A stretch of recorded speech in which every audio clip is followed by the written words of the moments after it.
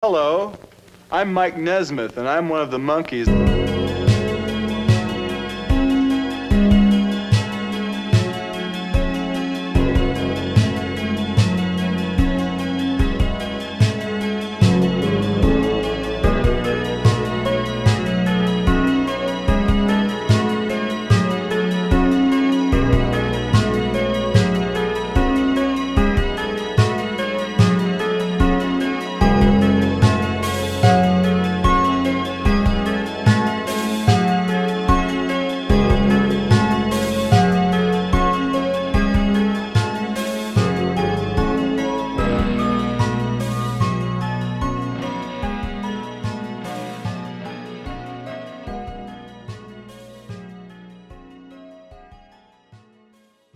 Hello and welcome back to a new review. Last week I talked about one kind of primate. This week I'm going to talk about another because I am reviewing the Monkees this week. Specifically their late 1967 album, Pisces, Aquarius, Capricorn, and Jones Limited. These guys are pretty interesting. They were infamously a fake band created by NBC for a TV show that was a blatant cash-in on the Beatles' early movies. However, after 2 albums, the band members seized control from the studio Svengalis and went on to more or less control their own destiny for the remainder of their career, although the band effectively disintegrated after their 1968 movie Head, which I highly recommend. It is one of the strangest things you will ever watch, and Frank Zappa was in it. It doesn't leave much time for your music. You should spend more time on it because the youth of America depends on you to show the way. Yeah? Yeah. Monkees is the craziest people. Frank Zappa was also in the Monkees TV show a couple times. You think that our music, the Monkees' music, is banal and insipid? Well, words like that are hard to read, especially side by side. That's actually where that clip from the very beginning of the episode came from. It's not really something you would ever expect Frank Zappa to be in, but apparently he was into that. And he wasn't the only one who liked the Monkees either. The Beatles invited him. I think they invited him to the recording session for A Day in the Life, but something of that nature around the time of Sgt. Pepper's. I bring this up because the Monkees were despised critically. I don't think that's really the case anymore. I think for the most part, the critical consensus has come around on these guys to the extent that, you know, they were lightweight, they were kind of insubstantial, but they sang good songs, they made good music. And yeah, you know, you can't complain. You know, good music is good music after 50 years. The image nonsense sort of fades away and what you're left with is good music. But that being said, I feel like it's important to bring this up because while this album followed the one album where they played basically everything, which 1967's Headquarters, this album is not so much in that vein. They didn't write most of these songs, and I don't think they played on most of them. And you can definitely hear this. This is an album that very much sounds like a bunch of tracks written by different people and performed by different musicians, although they are all sung by the same people. But yeah, it's probably their best album, and it's their most notable album in some respects, because this is one of the first recordings to prominently feature an analog synth, which they did on 2 tracks on here. But anyway, I think I've wasted enough of your time talking about the intro. Let's do the tracks. So the album opens up with Salesman, a great upbeat 60s beat pop track written by Craig Vincent Smith, a songwriter with probably the wildest life story I have ever heard of a corporate songwriter, and I would highly advise you to check it out. Probably nothing to write home about, but it's a really fun track and a great album opener for this 1960s pop album. So track 2 is pretty good too, although I have to admit it does kind of sound like something the Beach Boys would have left on the cutting room floor in 1965. It's a fun track, but you know, it can grate a little bit, and it's very, very much that kind of commercial mainstream side of the 60s that people have kind of buried under the sand. I like it though, but like I said, a little annoying if I'm not in the mood. This track is fantastic. The best thing on the album so far. It has a really cool Baroque pop sound that reminds me a little bit of the Byrds mixed with Jefferson Airplane and a little bit of a dollop of the Beatles thrown in for good measure. And that, you better get used to that. I'm going to be saying that this sounds like other bands a lot because, you know, I like the Monkees, but they never fully developed an artistic identity of their own, which is just kind of what happens when you rely on corporate songwriters to the extent that they did. But, you know, I'm not passing judgment on them. It's good music, and good music is good music. But it does kind of sound like other bands. But that being said, though, it's a fantastic track, suitably sort of Baroque and psychedelic light, and it's one of my favorites from this album. If I wanted to, I could comment on how this track sort of does the cardinal sin of reminding me of a band I like more, because it reminds me of one of my favorite Beatles tracks, I'm Only Sleeping, from Revolver in the UK, and from the mangled American Bastard release that is Yesterday and Today. But that being said, this is nothing like I'm Only Sleeping. It's very psychedelic in a commercial way. It's very 60s. It's a lot of fun. It's, you know, it's a cool track, and I enjoy it. Kind of a ballad about a girl who's burned out and says that love is dead, but whichever one of the Monkees is singing is saying, no, love is only sleeping.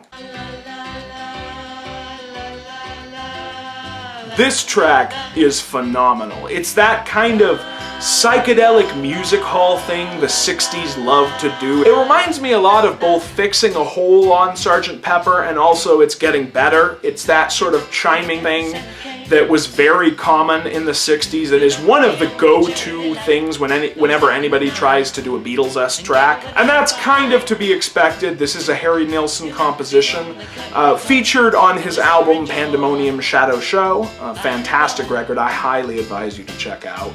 Doesn't actually sound that much like the Beatles there, but it sounds like it here. I actually think I might like the Monkees version a little bit more than Harry Nilsson's. You know, I love Harry Nilsson's, but this track, I think it fits a little bit more as a sort of a faux music hall psychedelic beat pop track than it does as the sort of Baroque stuff that Harry Nilsson brings to it on his own album. But I like it, whatever the case. Lyrically, I believe it's about an orgy, which is very Harry Nilsson, not so much the Monkees, but I love the sort of double entendres and the hidden subtext to it, and there's a lot of that on this album, so yeah. Okay, this really sounds like Jefferson Airplane. It has this really cool psychedelic verse where I think it's Mickey Dolenz singing, but Peter Tork's in there too. Sounds a lot like Grace Slick. Like, it's very much aping her vocal mannerisms. But then the chorus is pure bubblegum. It's great, but there's a disconnect there that kind of throws me every time I listen to the album. Yeah, it's really good, although it does very much sound like Jefferson Airplane. Which is not a bad thing for me, but it might be for some people. I know Jefferson Airplane are not a universally loved band. That's the end of side one, so flip the record over. Or if you have a CD or you're streaming this on Spotify, as is most likely in the year of our Lord 2021, carry on. It's hard to believe. So I mentioned before that this album very much feels like just a collection of songs written by different people for different things. And this is probably the biggest example of that. This is a straight-ahead bossa nova pop song sung by Davy Jones. The thing about the Monkees is that, you know, while they did go psychedelic to an extent, on a quality songwriting level, they, you know, if we're comparing them to the Beatles, they never really got past Hard Day's Night and Beatles for Sale, and it's not a direct comparison. I would take Hard Day's Night and Beatles for Sale over anything the Monkees did. But I'm just putting that out there, that's sort of the level of album construction and songwriting they were at. They never really got past that point. And this is probably the most slapdash thing on the album. Even if I do very much enjoy the track, and I think Davy Jones did a good job with it, it's out of place, and I don't think anybody would dispute that. This track is also very strong. It's one that I don't necessarily remember when the album's not on, but when I listen to the album in full, this is a track I always thoroughly enjoy. It reminds me a lot of The Byrds, although strangely enough, not so much The Byrds in '67, but what they were going to move on to in '68. It's got a kind of a country rock thing happening. It's sort of, kind of, not necessarily a ballad. Person had a pig named Porky. This pig named Porky looked... So the Monkees had this tradition of putting joke tracks on their albums, and this is one of them. It's actually shorter than my discussion of the song is going to be, and it basically just consists of peas popping for 27 seconds. It's good. It's fun. On the record, it actually wasn't even its own track. It was actually rolled into Pleasant Valley Sunday, but on here, it's its own track. It's not the best track like this the Monkees ever did. I would say that would be Zilch on Headquarters, if only because it served for the basis of one of my favorite Del the Funky Homo Sapiens tracks. Zilch, Mr. Davalina, Mr. Bob Davalina, Mr. Davalina, Mr. Davalina, Mr. Bob Davalina, Mr. Davalina, Mr. Bob Davalina. Pleasant Valley Sunday is probably the best track on the album. It reminds me a lot of the kind of upbeat pop stuff Marty Balin used to do on those early Jefferson Airplane albums. I'm not sure anything he ever wrote for them was quite as upbeat and catchy as this. It's attacking conformity, regaling us with tales of, Sundays and presumably California suburbs, and it's a really fun track. It's one of my favorites from this album, and probably a strong contender for like top 3 or 4 tracks these guys ever did. Daily Nightly is another fantastic track. It sounds very much like a Grace Slick Jefferson Airplane song, once again, and it's distinguished by the use of the Moog synthesizer, which Mickey Dolenz was an early owner of. In this case, it's used basically to make some weird spacey noises in the background of the track. Apparently there's a Moog synth somewhere on Their Satanic Majesty's request by the Rolling Stones too, but I've known that album for a long time, and until I was doing my research for this, I had never realized it was on there, so, I guess they buried it pretty well in the mix, but anyway, it's a great track, very psychedelic, and very worth your time. This is interesting. It's kind of a ballady, psychedelic Vegas thing, it opens up with sort of bar noises, the clinking of drinks, people talking, and some suitably vaudevillian stage announcements, and then it goes into this cool organ-driven, like I said, psychedelic ballad thing, and I know some people don't enjoy this, but to me, it's always been a track that I enjoy. I feel like this whole review is just me saying that. And we end the album with Star Collector. Possibly one of my favorite tracks on here. This probably, again, like Pleasant Valley Sunday, is up there in terms of my favorite Monkees tracks. It's one of the first tracks I'm aware of to comment directly upon the groupie phenomenon. I think the only one I can really think of, the only rock song I'm aware of before that is probably Motherly Love from Freak Out by the Mothers of Invention. But this is good too. It has an interesting kind of metaphor. Davy Jones gives it a good lead vocal. And I cannot even imagine how weird it must have sounded in late 1967, early 1968, to have an analog synthesizer suddenly come out of the mix of a 60s beat pop track and do a little solo bit. In this case, I believe performed not by any of the Monkees themselves, but by experimental and electronic musician Paul Beaver. Pisces, Aquarius, Capricorn, and Jones Limited is a very strong album, and I highly recommend it to you. Although, with a few caveats, I feel like in this review maybe I've been a little too mean to the Monkees. I don't know. I feel like the Monkees are either the first 60s pop group you get into or the last. And what I mean by that is they're either the first because either you were a kid at the time and you liked them, or if you're closer to me in age, maybe you had a mother or a grandmother who was into them, so on and so forth. Or, and this is actually what I fall into, you get into them because you've basically exhausted all of the other big 60s pop rock groups and you want to know what they sound like, and you have a lot of friends who like the Monkees. I actually was not into the Monkees until very, very recently, like the last 6 months. So, you know, whatever the case though, they were a great band. They're very influential on a lot of people who you would not necessarily think they're influential on, you know.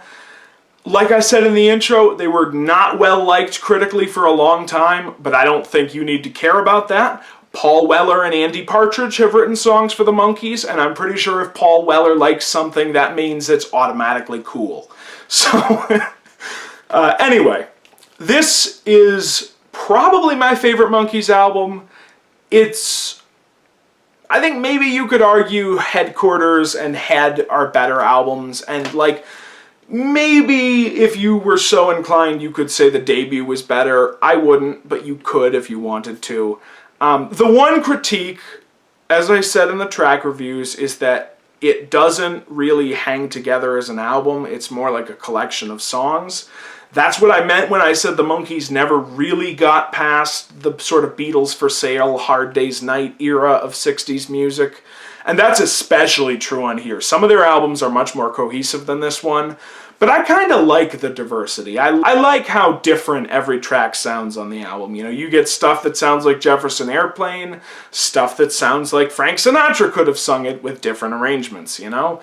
Stuff that sounds like the Monkees, you know? It's good stuff. I can't complain. I feel like I've been a little too harsh, but I really don't mean that. It's a great album.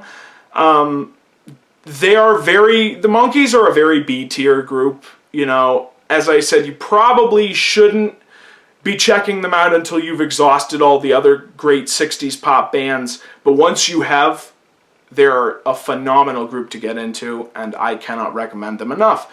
So yeah, I really like this album, and this has been your review for this week that only sort of exists so I could make the joke about Gorillaz. Originally, this video was going to end with a terrible joke about me doing a review next of a group called the Tarsiers, but there is no such band, so I couldn't do the joke. Anyway, I will see you all later, and until then, bye.